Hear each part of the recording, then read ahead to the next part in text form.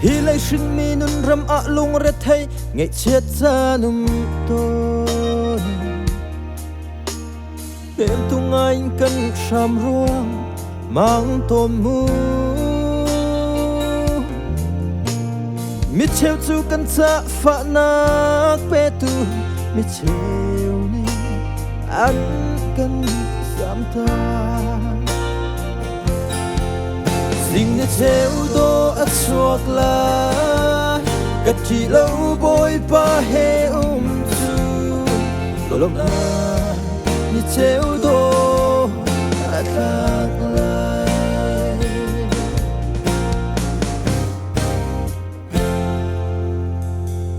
kan hang ngam nop nak cha ti in kan tuan kan ko chiu mi cheu chu an nun nop na bar tlan ha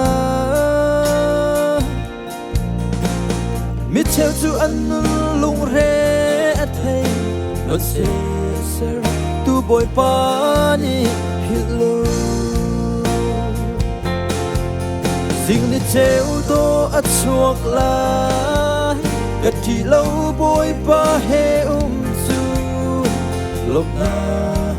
ni cheu do a tak lai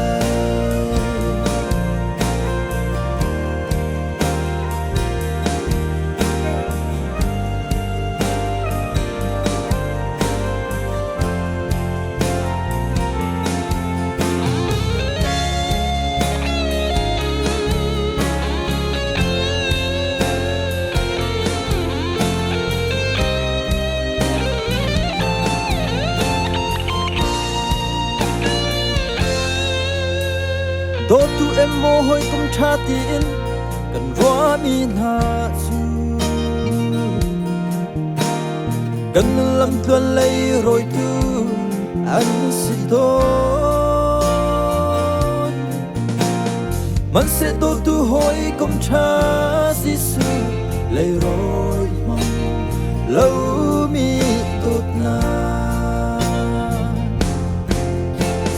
cheu do a chuak la